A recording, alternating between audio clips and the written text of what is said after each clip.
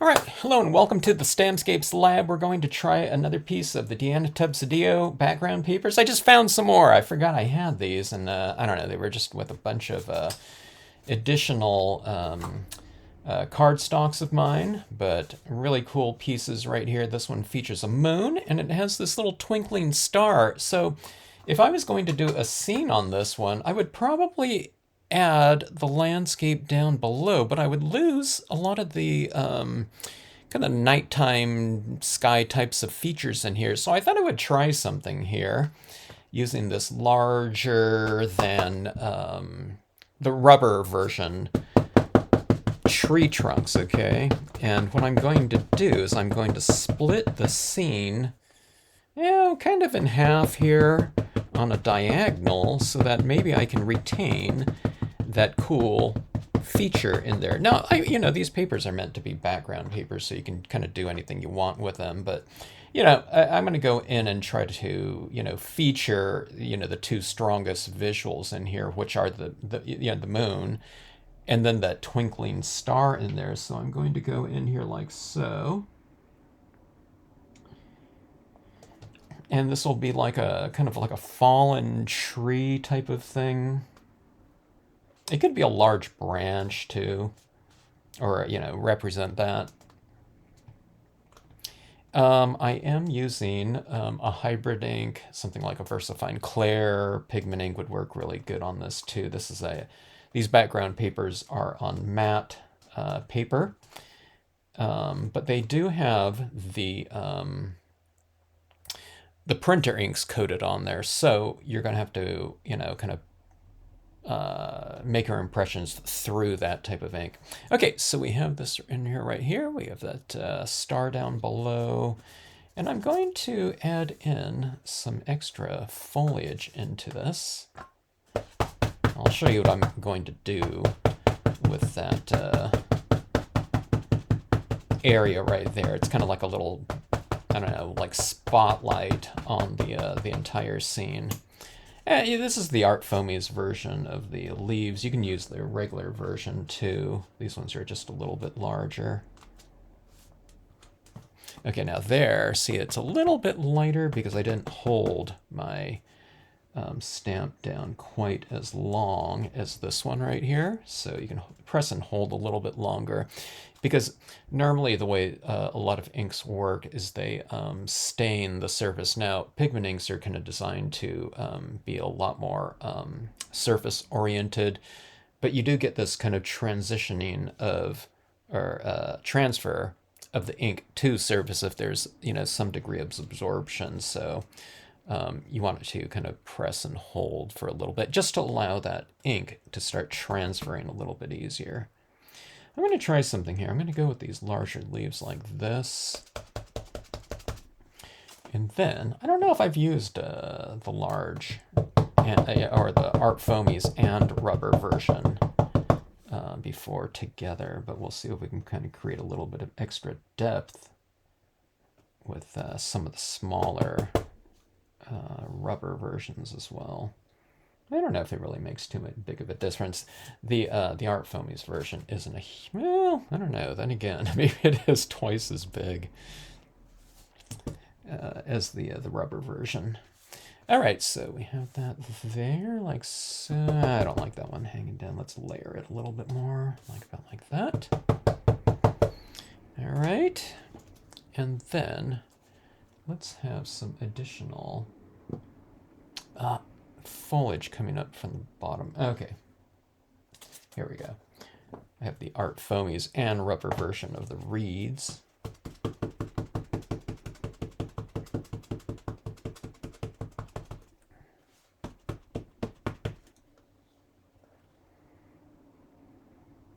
We'll give a little bit of a kind of foundation down below here.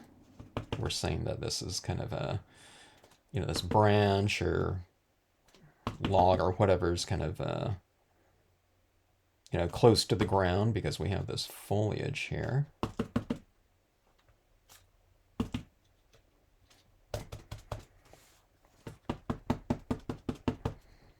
And see this, I'm kind of working around, I'm not doing this composition to, you know, eradicate. We're working around that star, so I don't want to just eradicate it by stamping right over the top of it. All right, so there's our branch there, like so. It's kind of a different composition for me, just having that large kind of branch running through there like that. And we got pretty thick down there, just with multiple impressions, so I'm going to use the rubber version. All right, now this is my little spotlit area, and I've always kind of liked that idea, or that look of like some, you know, like bugs or something like that. It's like a bug's life or something in here. We'll put this slug right here crawling on the I don't know, I guess it's a branch, fallen branch, unless it's a gigantic slug.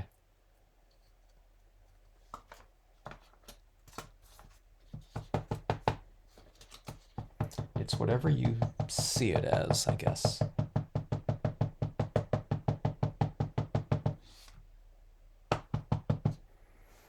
Alright, and we'll go like this. We'll place it right onto the, I'm not doing it right on the edge of the branch. You could though. We'll do it this way, like so. All right. We get some pretty good impressions on this type of paper, even with all that, you know, that pre-printing on there. And I think I want to go with, let's see. I'm going to go with, okay, I have a small snail here. He's just about the right size. I see this as like a meeting of the romantic meeting in the moonlight. Yes, what if it's a snail and a slug, huh? Cat would have looked cool here too.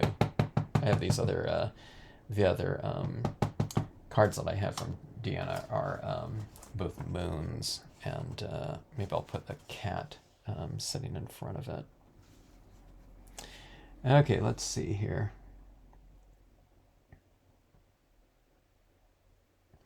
Go about like so.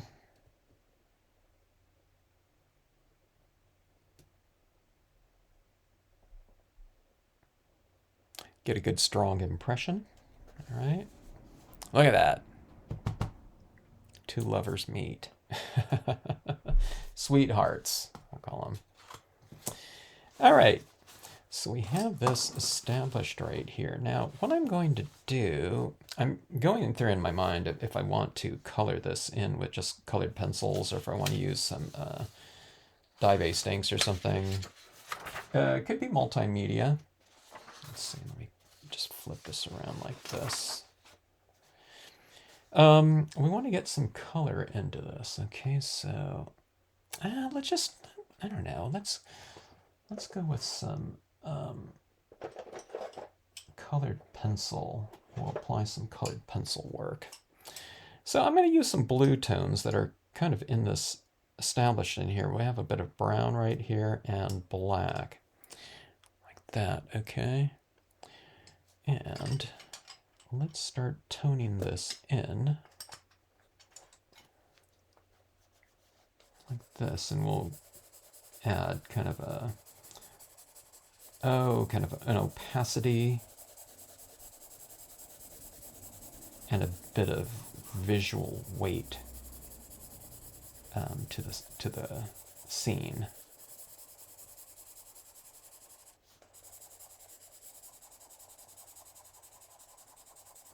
Going with a little bit more tone around our two subject matters like this. Now, I'm going to be adding in black, so this is just kind of a base layer of color. It's kind of similar to the colors down here.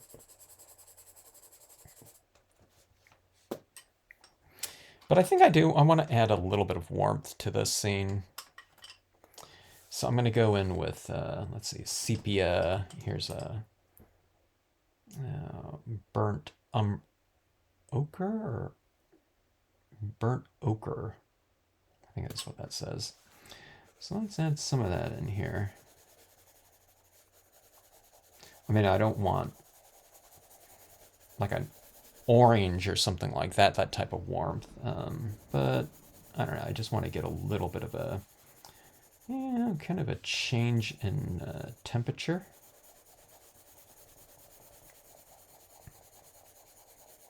Or an extension, I guess, of the temperature range of the piece. Okay, so this is right in here, that's sepia. I mean, it doesn't read as like a super warm tone, but it is a little bit of a warmer tone, at least than the blues that are in here. The greenish tinge has a little bit of warmth to it, though, but you know, not a lot. Now, see, I'm adding this down here, and I mean, I'm not trying to get this so dark that we can't see the forms in here in the shadow work.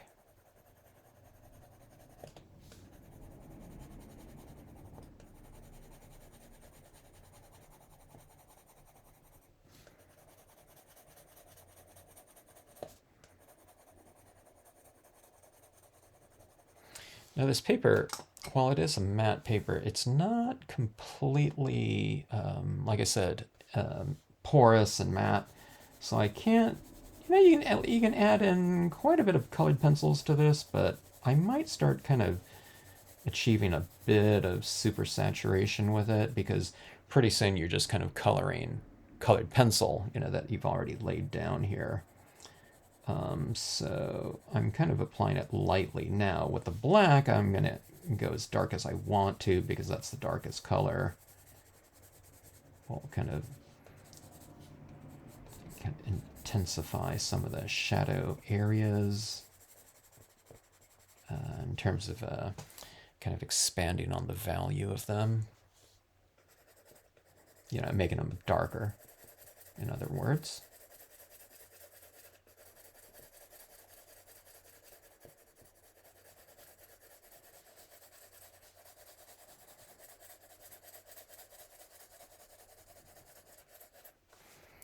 All right, that's getting pretty dark. All right, let's go with a little bit of this warmer brown, okay?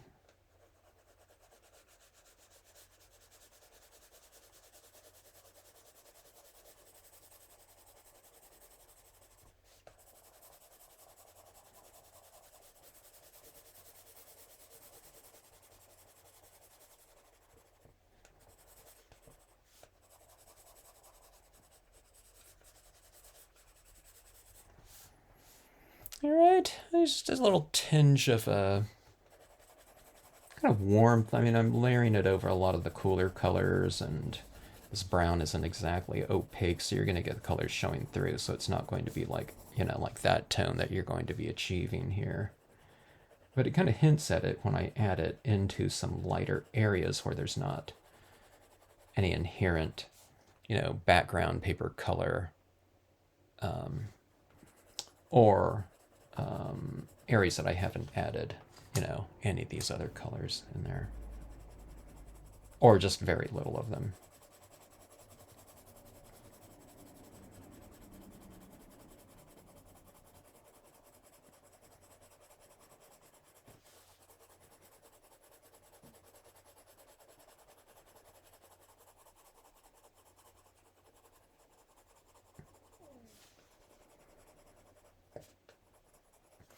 All right, so it kind of anchors everything down a little bit more. In terms of opacity and visual weight. Let's go back to the black one again. This is all kind of the same tone, so I'm going to go a little bit darker in one area. I kind of have it being bottom lit a little bit from that star too, okay?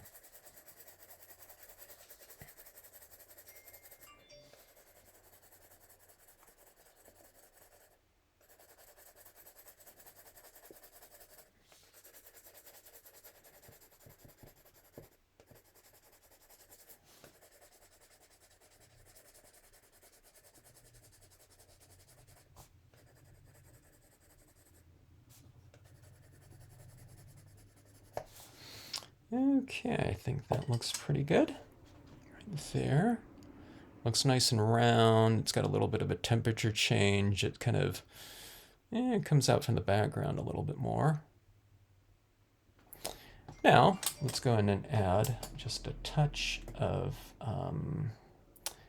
additional texture, lighting, and pigment ink in here.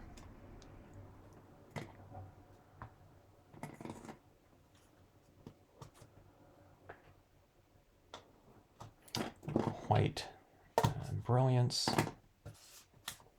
You can use any brand of white pigment ink. This one happens to be water-based. The other ones are oil-based. They'll work on here just fine, though. Either one. Okay. The big trick is to not apply too much at any given time. My pad right here is kind of drier on the dry side. I keep two pads. I keep one white that's juicy and I make my impressions with if I'm going to stamp something out. And this one that says C for cotton balls, so I can just dab in here. And I keep it kind of medium dry so that when I use it to add fog and mist and those types of effects, it doesn't give me a big blob of, kind of paint-like ink, which is what pigment inks are kind of like. They're almost like, paint. And I don't want a big blob of them. Okay, so see, I'm tapping this on here onto that leaf, just kind of see how, okay. I'm just making maybe this pad is too dry. Okay, here we go. Okay, so see this what I'm doing right here? I'm just adding that little bit of fog or lighting, I guess you can say, on a part of our object. See how light that is? But see that light kind of coming through there like that? So if you want there to be like a foggy kind of mist, then you have to kind of apply a layer of that ink accordingly. So see that light is kind of coming from the background and now it's coming into the foreground like this.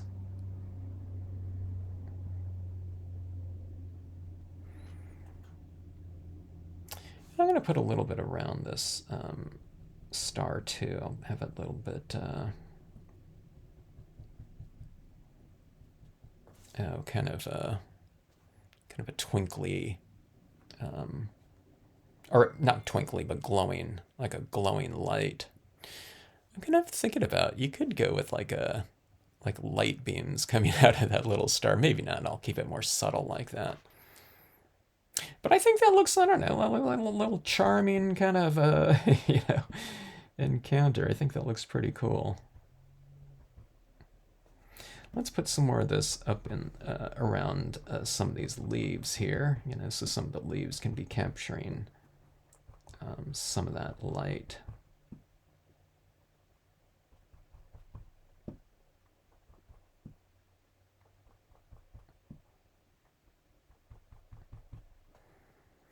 Let's see that lighting up there, like so.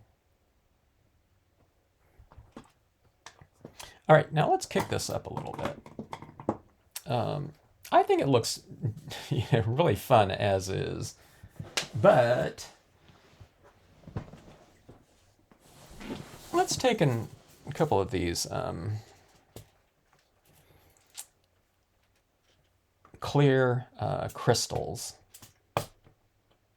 And this area down here where there's a bunch of stars that Deanna has given us inherently in the background paper, like right in here, I'm going to go in with my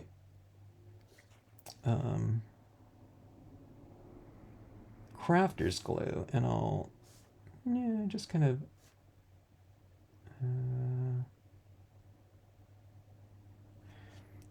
add a few more stars in here. Let's see, let's do this. We'll do a little trail of stars.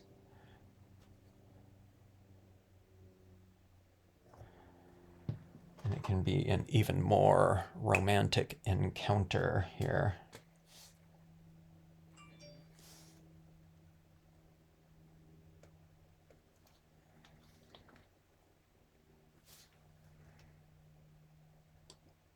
These little clear crystals come in different sizes. I'll go with a couple of the the smallest sizes here.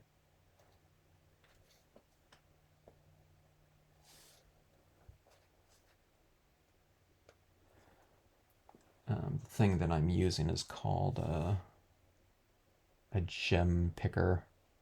It's a two-sided gem picker. These crystals often come with like a white colored pencil and like a waxy one. You just touch down and it kind of grabs it. But I think these gem pickers work pretty. I need to clean this one off once it starts getting a little bit oily with my finger. Touching it with my fingers on here. You got to kind of rinse it off once in a while. This little red rubber tip there. And I don't know, it makes for these background papers are really fun, and it see, I would never have done this right here, I don't think, if I wasn't working around this star down here. So I'm working around someone else's composition here, or background paper. So it kind of forces you to, maybe come up with things sometimes that you normally wouldn't have thought. And, you can come up with some really fun types of ideas. I'm going to give this underside a little bit of a glow here. I want to do it very subtly. Like that, okay. Let me be a little bit, put a little bit more down like that. So it's like see, it's being kind of top lit, but then the bottom side of this is being bottom lit. And then because this is a whimsical type of scenario, we got these little stars down here, these twinkly little kind of stars, the romance of the stars, the two entities met under the moonlight. Thanks for watching. Hope you enjoyed the encounter under the moon. And oops. Thanks as always for tuning into the Stampscapes channel. I'll matte this off and we'll make it a little more look like a more complete card here. But fun stuff. Thanks to Deanna for sharing her great pieces with us all and allowing us to collaborate with her on some really fun scenes and scenarios.